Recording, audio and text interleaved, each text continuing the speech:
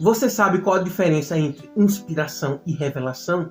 Não sabe? Então fica comigo até o final desse vídeo que eu irei propalar um conteúdo holofótico e apoteótico. Entendemos que revelação é a manifestação que Deus faz de si mesmo e a compreensão parcial, embora da mesma manifestação por parte dos homens.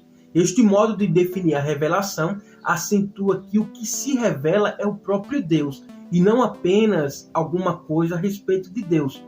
Exemplo, na revelação, Deus faz-se conhecido dos homens na sua personalidade e nas suas relações. Revelar é informar, e isto é justamente o que Deus ha feito. Fez conhecidos os seus caminhos a Moisés e os seus feitos aos filhos de Israel, como vemos em Salmos 103, verso 7. Deus informou o homem acerca de sua pessoa e das suas relações com a criação. Não nos esqueçamos de que o centro de toda a revelação é a pessoa de Deus. Jesus frisou bem esta verdade quando disse que veio revelar o Pai. Quem me vê a mim, vê o Pai.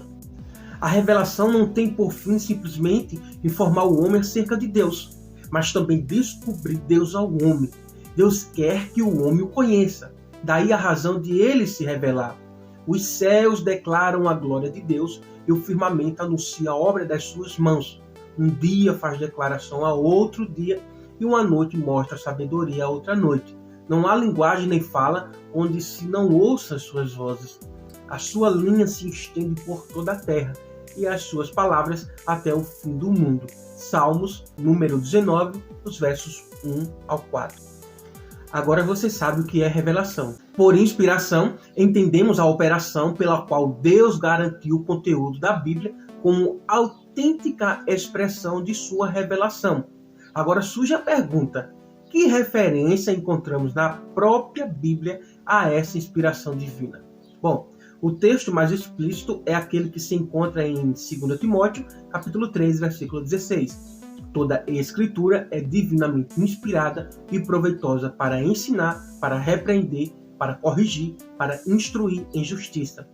Observe aqui que o termo grego usado para inspiração no original é theopneustos, composto de duas palavras gregas, theos, que significa Deus, e pneu, soprar, respirar.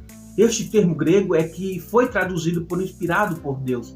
A escritura inspirada por Deus é a que Timóteo havia aprendido desde a sua meninice e que no versículo anterior se menciona como Sagradas Escrituras. Este termo grego não se usa em outra parte do Novo Testamento, mas uma ideia similar encontra-se em 2 Pedro, capítulo 1, versículo 21, porque a profecia nunca foi produzida por vontade dos homens, mas os homens da parte de Deus falaram movidos pelo Espírito Santo.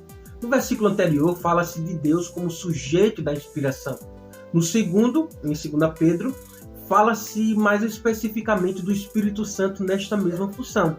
E embora aqui o termo grego seja o particípio ferômenos, de um verbo que, entre outros significados, tem o de ocasionar, causar, trabalhar, os dois versículos têm o mesmo sentido.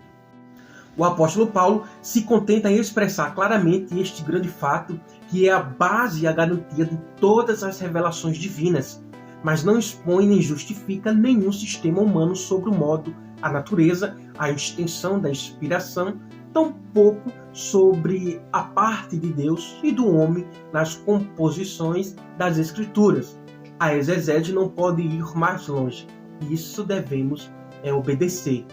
Tudo mais pertence apenas à dogmática.